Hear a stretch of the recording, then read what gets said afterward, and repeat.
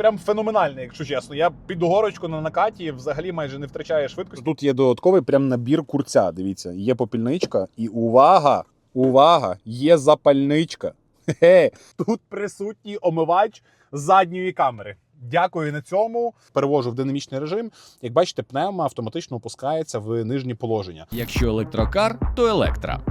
На сьогоднішній день європейські виробники автомобілів дуже активно входять в історію конкуренції з ринком Китаю. Тому що ви всі прекрасно знаєте і бачите, що китайці дійсно зробили величезну ставку на електроавтомобілі та гібридні авто. І ось європейські виробники активно з цим намагаються конкурувати, створюючи якісь цікаві пропозиції, цікаві альтернативи, щоб показати, що вони теж можуть і вони теж вміють. Сьогодні на огляді в нас Audi Q6 e-tron в максимальній комплектації Quattro на повному приводі з допопціями, які, в принципі, були можливі представлені для цього автомобіля. Це в нас, звичайно ж, S-Line, який додає спортивного вигляду цьому автомобілю. Це, звичайно ж, як я сказав вже, Quattro. Ну і, звичайно ж, це офіційний автомобіль, який стоїть на гарантії і який, увага, з салону коштував 83 тисячі євро. Як бачите, якщо ми говоримо про зовнішні габарити і загалом форм-фактор цього автомобіля, це точно прямий конкурент до Zeekr 7X, до BMW iX. І, відповідно, це ніша, яка на сьогоднішній момент досить активно продається на ринку світовому, не тільки електроавтомобілів, загалом автомобілів. Це комфорт, це простір в салоні та багажнику. І візуально Audi точно виграє, як на мене, цю конкуренцію. Тому що зовнішній вигляд цього автомобіля вкидається в очі. Колір цього автомобіля графітовий, і він дійсно, як на мене, досить цікаво виглядає. Так, нічого особливого в ньому немає. Це не фіолетовий колір в Avatar 07, це не яскраво-зелений колір в Xiaomi U7. Але, тим не менше, це власне, от про це, скажімо, вміст цієї класики в чомусь новому. Щодо дисків. На дисках, як бачите, є надпис RS, будь ласка, говорить ще раз про наявність спортивного рішення. І колеса тут настоять розміром 255/50 R20. Як вам, до речі, дизайн цих дисків? Це не про аеродинаміку, так точно.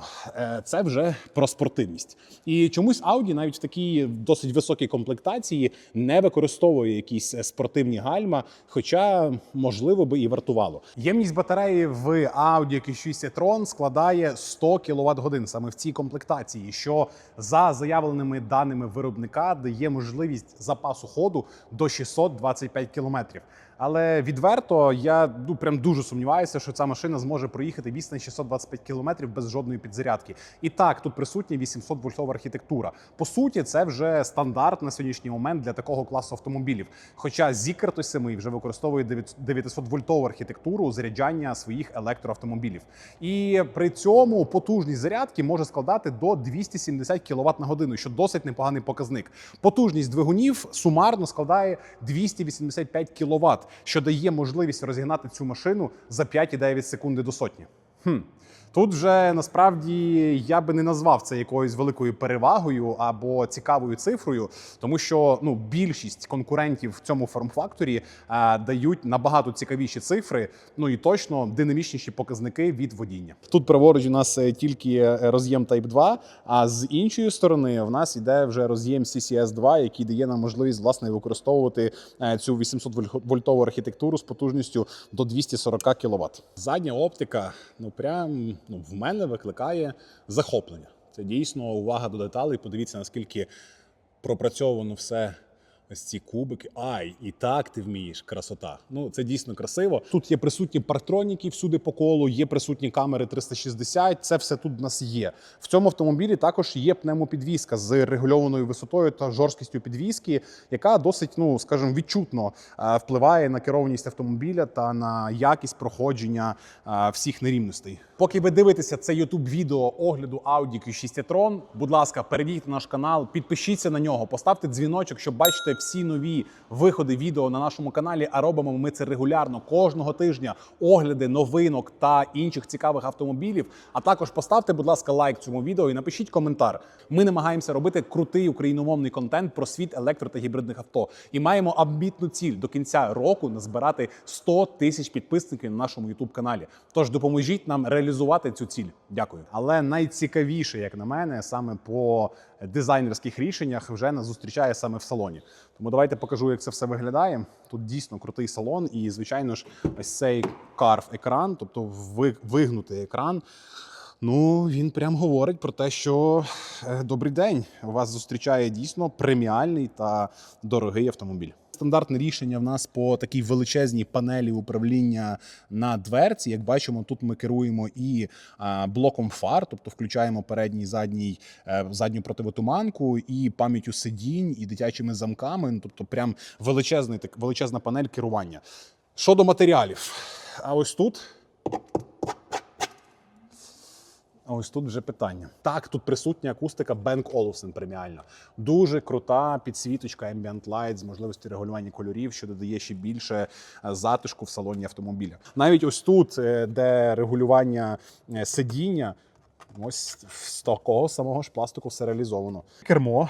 До речі, вони забули чомусь додати, скажімо, оцю горизонтальну лінію, зробили його повністю круглим. Так, воно красиве, виглядає досить круто, та, завдяки ось цим 4 шпицям, і відверто воно досить зручне в використанні. Погляньте на мультимедійну систему отут. Питань взагалі немає. Так, це не відкрита система Android, але система дійсно пропрацьована до дрібниць в плані ергономіки, в плані зрозумілості використання. Навіть навігація, звичайно, що оскільки це офіційний автомобіль, в Україні працює абсолютно без проблем, це все можна використовувати. Дійсно присутній CarPlay, є також Android Auto. Зараз я спробую зайти в меню. Ось, будь ласка, є CarPlay, ось, будь ласка, є Android Auto, є навіть магазин додатків, які можна використовувати. А ні, не можна, тому що офіційне Audi в Україні немає доступу до додатку. Радіо теж присутнє, FM-хвилі. Дякую на цьому. Перепрошую.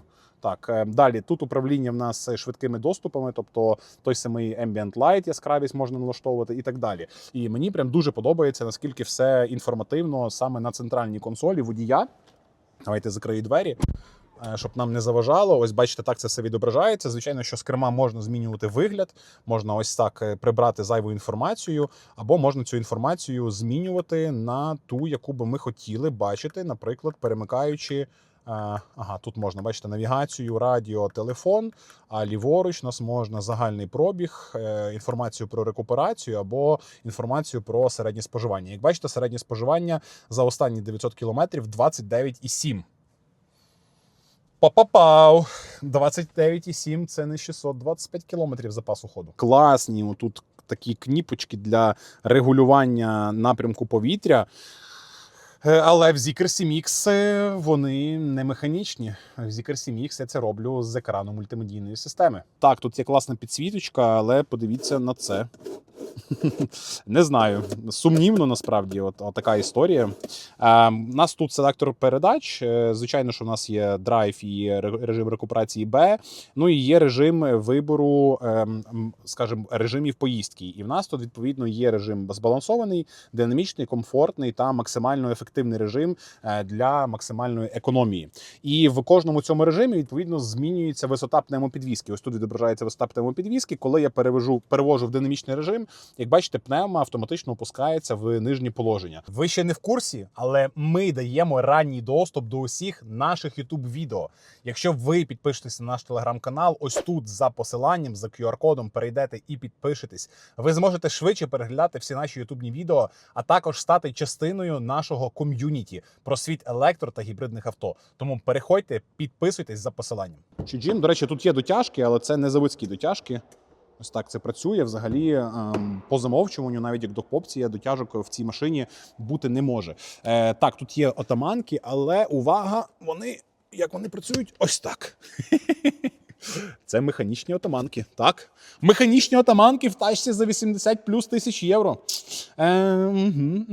Але, до речі, прикольно, тут є передній ізофікс. Як бачите, я вважаю, що це топчик, тому що можна поставити, по суті, 3 дитячих крісла. Ну і от те, що я говорив про форму сидіння, подивіться, форма дійсно класна, вона ергономічна і комфортна. І при цьому всьому матеріали такі, тверді, такі, знаєте, не є надзвичайно м'які, немає надлишкової м'якості. Мені подобається саме матеріали сидінь, якщо не звертати, знову ж таки, але як можна не звертати увагу на цей пластик, я не знаю. Тут можна подивитися огляд стосовно автомобіля, можна налаштувати навігацію, можна перемкнути різні формати годинника, можна вибрати радіохвилю, яку би ви хотіли, щоб зараз грало в автомобілі.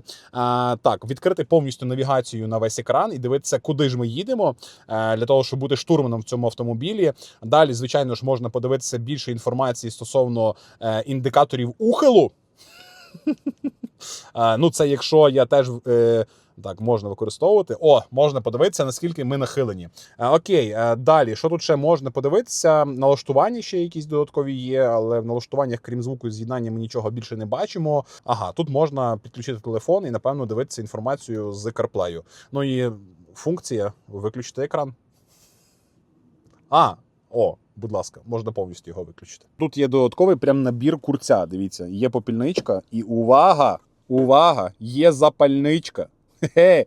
Цікаво, скільки це коштувало, як допопція в офіційному салоні докупити набір курця, запальничка і попільничка. Я нормально вміщаюся. До речі, прикольна форма передньої консолі. Як бачите, вона зроблена під ухилом, тобто, що дозволяє моїм ногам, скажімо, комфортніше почуватися навіть в ближчому положенні сидіння. Ну так, абсолютно ок. І тепер давайте я сяду сам за собою позаду і подивимося, а що там. Так, відчиняємо задні двері. Добрий день. Ось так зараз покажу детальніше, як виглядає задній ряд, але цікаво сісти за собою. Ну, якось так. Реально впритик. Знову ж таки, акустика Бен Колусон зустрічає з дуже гарною підсвіточкою. А далі тут у нас є, знову ж таки, 2 відкритих доступи до ізофіксу, швидких доступів, що досить є комфортним. Далі тут у нас є ось такий пластик. Не пошкодували. Є в нас ось така сіточка для документів. Нас не покидає. Далі є управління заднім клімат-контролем. Ось такий величезний екран на 25 дюймів. Можна регулювати кліму собі, але тільки температуру. Правильно, звідси механічно ось так можна його вмикати і вимикати. Регулювати собі підігрів сидінь. Вони тут, до речі, є позаду в обидвох кріслах. Це досить теж цікаве рішення. І підлокітничок. А що, нема доступу? Ні, є доступ. Ось так можна опустити і отримати доступ до багажника. Відповідно, по суті, навіть там покласти ті самі лижі, чого в тому самому Zeekr MX, наприклад, немає. Та? В підстаканничках у нас тут все по стандарту, просто 2 місця, ніякого додаткового місця там для телефонів або чогось немає. Підголівники стандартної форми регулюються в нас по висоті. Літраж багажнику складає 526 літрів, а якщо скласти задній ряд, додається ще додатково 1000. До речі, складання можна і звідси ось так. Це непогано. Оце зручно. Тут є ось ця шторка. Ну і вона, до речі, нормально скручується, нормально розкручується.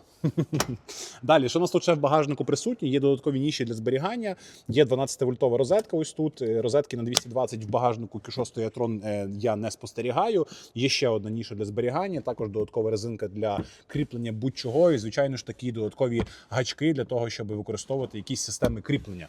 Також з багажника можна регулювати висоту пневмопідвіски для кращого завантаження чи розвантаження. І в нас тут є також додаткове місце для зберігання технічних якихось речей. Наприклад, тут нам в комплекті дають ту саму піну з компресором, тут розміщується акустична система, ну і сюди спокійно ще можна запхати, звичайно ж, зарядний пристрій. Ну, по багажнику питань точно немає. Там попереду в нас додаткових 64 літри. І треба ось такий язичок. Ось так це виглядає. Тобто попереду ще є досить достатньо місця для того, щоб зберігати, наприклад, той самий зарядний пристрій чи будь-які кабелі, які ви хочете з собою транспортувати. До речі, якщо ви для себе шукаєте електро- чи гібридне авто, переходьте на наш сайт electracar.com.ua. Там є безліч автомобілів в дорозі, в наявності та на передзамовлення. Заходьте, знайомтеся та замовляйте. проїдемося і проведемо на ній тест-драйв, де я зможу поділитися детальніше тим, чи дарує вона динамічні і приємні відчуття в дорозі. От що відразу кидається в слух, навіть не в очі, а в слух, при поїздці на Audi Q6 e-tron – це шумоізоляція. Якщо чесно, я, скажімо, неприємно вражений. Тому що вона тут, при тому, що тут попереду стоять подвійні склопакети, гірша, ніж в Zeekr 7X. А зараз мій улюблений тест – це проїзд по колу на швидкості. Давайте подивимося, як машинка тримається. Зараз швидкість 70. Так, тримаємо швидкість 70. Дуже непогано. Так, прес вже мій напружений. 70. Є.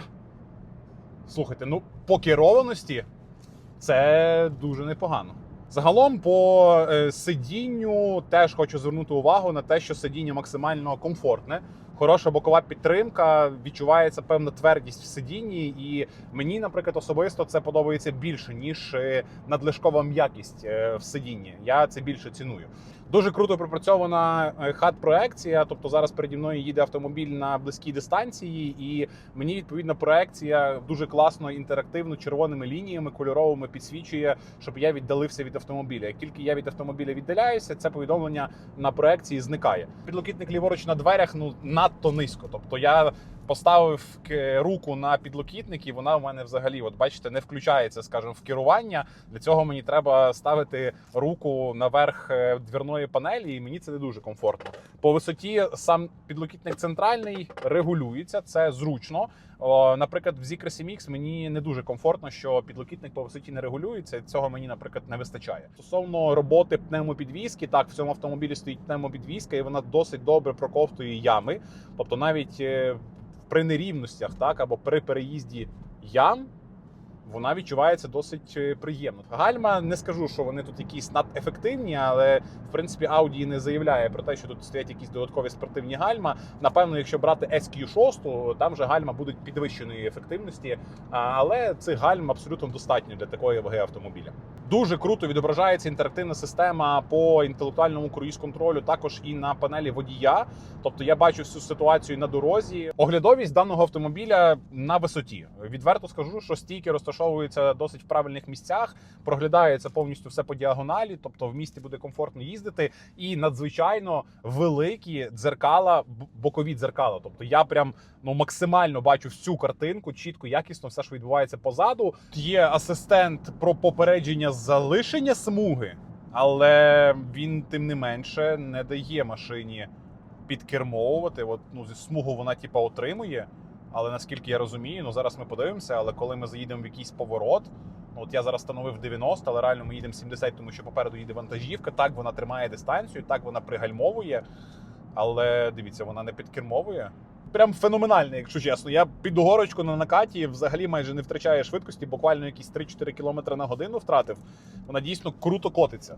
Враження від поїздки приємні загалом, так? Саме з точки зору керованості цього автомобіля, а саме з точки зору збалансованості роботи підвіски, пневмопідвіски, того, як вона ковтає нерівності і при тому, як вона добре керується. Мені не дуже, знову ж таки, сподобалася оця, скажімо, недостатня ергономічність по салону, як розміщувати свої руки. Але враження позитивні. Оскільки це преміальний автомобіль, тут присутній омивач задньої камери. Дякую на цьому. Ви бачите затримку в роботі камери? Дивіться, як працює камера. Давайте включу задню, щоб ви розуміли просто. Мені здається, що камера показує трошки зображення з минулого. І на завершення відеоогляду про Audi Q6 e-tron давайте ще раз коротко пройдемося сухими цифрами, без емоційних оцінок. Audi Q6 e-tron – це абсолютно нова платформа в світі вагів, на якій побудований той самий Macan. Це автомобіль, який стартує на задньому приводі від $60 тисяч, а на повному приводі від 75 орієнтовно тисяч доларів за різні комплектації, при тому, що, звичайно ж, присутня версія SQ6, де Audi реалізувало потужність понад 360 кВт, і це вже непоганий показник. Так, тут батарея 100 кВт годин ємності, яка за цифрами виробника дає нам запас ходу в 625 кілометрів. І так, розгін до сотки більше 5 секунд, що в принципі на сьогоднішній момент не дуже, скажімо, актуально в порівнянні з конкурентами. Габарити цього автомобіля досить суттєві. Це довжина 4,7 метра, які в принципі прирівнюються до таких автомобілів, як Tesla Model Y, Zeekr 7X або той самий BMW iX. І Audi говорить про те, що це революційний автомобіль. Чи революційний чи ні, напишіть в коментах. Цікаво почути вашу думку. А це був огляд Audi Q6 e-tron Quattro на повному приводі. І, до речі, ця машинка в нас є в наявності, продається, тому якщо вас зацікавило, ви можете приїхати, протест-драйвити та придбати для себе цей автомобіль. Або ж замовити будь-який інший електро- чи гібридний автомобіль з будь-якої точки світу. Підписуйтесь на наш канал, поставте лайки цьому відео, напишіть коменти і поширте, будь ласка, це відео серед своїх друзів і знайомих. До нових зустрічей!